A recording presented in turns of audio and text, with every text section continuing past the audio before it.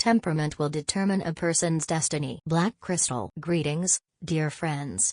In life, can we predict a person's future based on their personality? In Liao Fan's 4 lessons, it is said that all things change according to the mind, and circumstances arise from the mind. Different temperaments create different destinies. A person's state of mind directly influences their life. If the mind is unsettled, people are prone to making mistakes, leading to suffering in life. A restless mind gives rise to emotions. If you cannot control your emotions, you will inevitably be consumed by them, resulting in endless misery. Therefore, emotions are the irresistible temptation within you. Only by managing your emotions well can you live a fulfilling life. There was once a man who was poor due to his lack of intelligence. However, he was fortunate. One day, heavy rain caused his wall to collapse, and he discovered a jar of gold hidden within the ruins. Overnight, he became wealthy. But because he was still lacking in intelligence, he felt insecure about himself and decided to seek advice from a Zen master. The Zen master told him, "You have money, and others have wisdom. Why don't you use your money to buy their wisdom?" The man then went to the city, met a monk, and asked, "Can you sell me your wisdom?" The monk replied, "My wisdom is expensive. One sentence costs 1,000 taels of silver." The man said, "As long as I can buy wisdom, I am willing to pay any amount." The monk then said, "When faced with difficulties, do not rush to act. Take 3 steps forward, then 3 steps back, and repeat this 3 times. You will find wisdom." The man listened, half believing and half doubting, fearing he might be deceived but not daring to refuse. The monk noticed the doubt in his eyes and said, "Go home first. If you find my wisdom unworthy, you do not need to return. If you find it valuable, bring the money to pay me." That night, when he returned home, he discovered in the darkness that his wife was lying in bed with another man. Enraged, he immediately grabbed a knife, intending to kill the man. Suddenly, he remembered the monk's advice. He took 3 steps forward, then 3 steps back, repeating this 3 times. The person lying with his wife woke up and asked, "My child, what are you doing in the middle of the night?" Hearing the voice, he realized it was his own mother. He was shocked and thought to himself, "If not for the wisdom I bought today, I would have committed a grave mistake and killed my own mother." The next morning, he promptly returned to pay the monk. In life, we often encounter unpleasant situations. These could be conflicts at work with colleagues or clients, troubles at home with spouses, children, or parents, or disputes over interests and emotions with friends. Even small matters can stir up our emotions. However, any emotion is fleeting and will eventually dissipate. Therefore, when problems arise, control your emotions. Do not be impulsive, extreme, or utter harsh words. Learn to restrain yourself. Temperament directly affects each of us, accompanying us throughout our lives. The consequences of temperament are significant. As the saying goes, the more impatient the temperament, the lower the wisdom. The greater the temper, the worse the health. The more gentle the temperament, the deeper the blessings. Temperament and blessings are like opposites. When one increases, the other decreases. Restraining one's temper is true strength. In his youth, Zeng Guofan had a bad temper, often quarreling over trivial matters, which caused people to avoid him. After failing in his official career and being stripped of his military power, he returned to his hometown for 3 years, continuing to vent his anger on everything around him, even scolding his siblings and servants. Finally, thanks to the advice of a close friend, he began to reflect on himself and realize that many things could not be blamed on others but required self-improvement. If a person constantly faces difficulties in life, it may be related to their quick temper. After returning to his official career, Zeng Guofan changed significantly. He became more amiable, humble in all matters, and began to understand others. As a result, his career gradually flourished. Later, he was granted the title of First-Class Marquis of Yangyi, serving as the Governor-General of Liangjiang and Dili, reaching the highest official rank. As the saying goes, when the mind is at peace, everything goes smoothly. When anger flares up, It is like a poisonous flame, harming others and benefiting no one. All blessings lie in a good temperament. A person who can control their anger is stronger than one who conquers a city. Whether one's temperament is round or rigid, if they can control their anger in moments of rage and think thoroughly, even an ordinary person can live a peaceful life. In a family, having a spouse with a good temperament is the greatest blessing. When husband and wife are harmonious, the whole family lives in peace and prosperity. Not only does this reduce conflicts in life, but it is also the best way to educate children. If the mother has a good temperament, the children will have stable emotions. If the father has a good temperament, the children will feel more secure. These subtle influences help children develop a kind and balanced soul. A good temperament is a precious asset in life. Avoiding conflicts with others naturally opens up opportunities. Later, when getting along with others and building good relationships, you will surely have a fulfilling life. Cultivating a good temperament is not only about understanding others but also about being tolerant with oneself. If you cannot control your emotions, you cannot master your life and will become a slave to your emotions. Bai Long Wang, a legendary figure in Thailand, once said, "Many people come to me asking if their career will be good, if their family will be harmonious, how their children will turn out, or how their love life will be. But I only ask them one question: is your temperament good?" He advised that as long as one's temperament is good, everything will be good. The better the temperament, the deeper the blessings. To know if a person is lucky, just look at their temperament. If temper flares up, blessings will disappear. People with good temperaments are usually gentle, approachable, and loved everywhere. People with bad tempers are irritable, rude, and even unreasonable, causing others to avoid them. A good temperament is not only crucial for health but also the key to nurturing the soul. In life, there are always moments of anger and frustration that harm both body and mind, hurting oneself and others. Learn not to get angry, using wisdom and gentleness to resolve negative energy. Thus, life will become brighter. When we have a good temperament, we will know how to be grateful and cherish, and only then will we have the opportunity to achieve happiness. There is a fable that tells of a man who, whenever he argued and got angry, would run home and circle his house 3 times. Gradually, his land and wealth expanded. But even after his anger subsided, he maintained the habit of circling his house. By old age, his land had become vast. One day, his grandson asked, "Grandpa, no one around here has more land than you. Can you tell me why you run around your land 3 times whenever you get angry?" The old man said, "When I was young, every time I got angry, I would run around my house 3 times. As I ran, I thought, my house is so small, my land so limited. How can I afford to be angry with others?" Thinking this, my anger would dissipate. Instead, I devoted all my time to working hard. Now that I am old, I still get angry sometimes. But when I circle my land, I think, my house is so big, my land so vast. Why should I bother with others? Once I think this, my anger disappears. As the saying goes, victory comes from tolerance, and failure from anger. Only those who are content can live peacefully. Otherwise, no matter how much wealth one possesses, the heart will struggle to find true peace and joy. Wang Yongming once said, "A narrow mind is the root of misfortune, while a broad mind is the gateway to blessings." When anger arises, blessings leave. If you want to keep your blessings, you must first control your anger. Do not let your temper destroy your blessings. Controlling anger is half the battle to success. A good temperament attracts both wealth and blessings. Conversely, if you cannot manage your temper, blessings and good fortune will drift away. A person's luck is essentially a kind of energy field. When this energy field is gentler than resentment, everyone and everything around you will become a source of support. Then, good things will naturally appear. The law of attraction states that all events in life are attracted by you.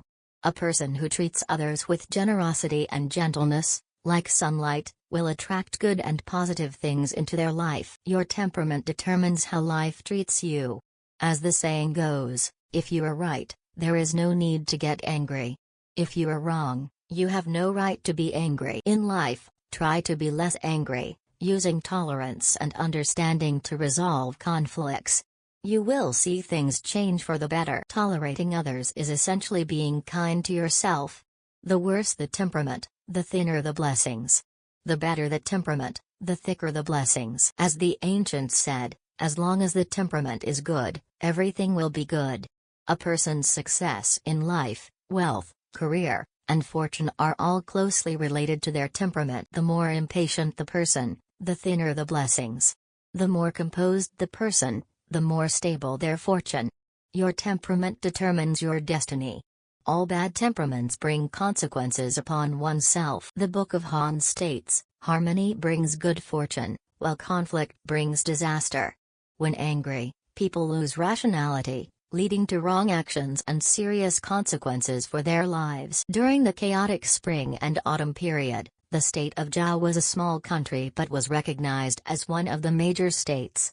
The ruler of Zhao, Duke Zhuang, could have enjoyed glory and wealth but let his bad temper ruin everything. One day, while walking in the palace, he saw water stains on the ground and flew into a rage. A servant explained that a guest from the state of Jin had urinated there during a banquet a few days ago, so they had to wash it clean. In reality, the servant, who had been denied a reward, fabricated the story to frame the guest. But Duke Zhuang, blinded by anger, ordered the guest's arrest without further investigation. By then, the guest had fled back to Jin. Upon hearing this, Duke Zhuang became even angrier, slamming his hand so hard that he fell into a stove and was severely burned. Soon after, his wounds became infected, leading to his death. As the proverb says, a small spark can burn down an entire field if not extinguished. Anger cannot solve any problem, instead, it only deepens the crisis. Every time we lose control of our anger, we push our lives further into despair. In the Amazon basin, there is a fish called the piranha. Fierce by nature, they are often defeated by small needlefish. When chased by piranhas, needlefish hide in crevices and provoke the piranhas. The piranhas, in their rage, try to swallow the needlefish but get their throats blocked. Unable to eat, they eventually starve to death. In Buddhism, it is said, anger is like a fire that burns away merit. Wherever the fire of anger spreads, merit and blessings have no place. If you cannot control your anger, all the good fortune in your life will gradually dissipate.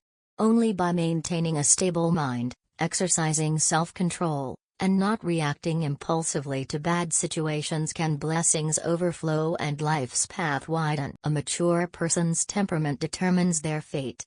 As Tai Kandam said, a coarse mind and clumsy heart make it difficult to achieve great things. A peaceful mind and clear heart attract 100 blessings. Bad habits and impatience block the path of life, while a good temperament drives success. During the Tang dynasty, Minister Huang Fu was known for his hot temper. Once, when stung by a bee on his finger, he angrily destroyed the hive and crushed the bees. Another time, when his son wrote a character incorrectly, he became so enraged that he bit his son's hand until it bled. Due to his volatile temper, despite his outstanding talent, his career did not flourish.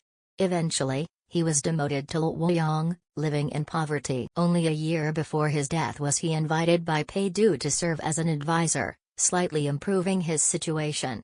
But even then, he did not change his temper, often offending others and drawing criticism. In contrast, Pei Du was gentle and humble.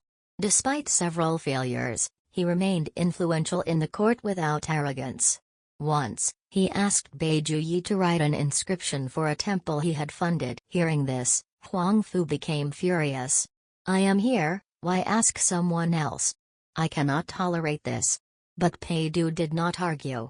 Instead, he personally went to Huang Fu to request the inscription. After receiving the work, Bai Du sent over 1,000 bolts of silk as a token of gratitude, earning widespread praise.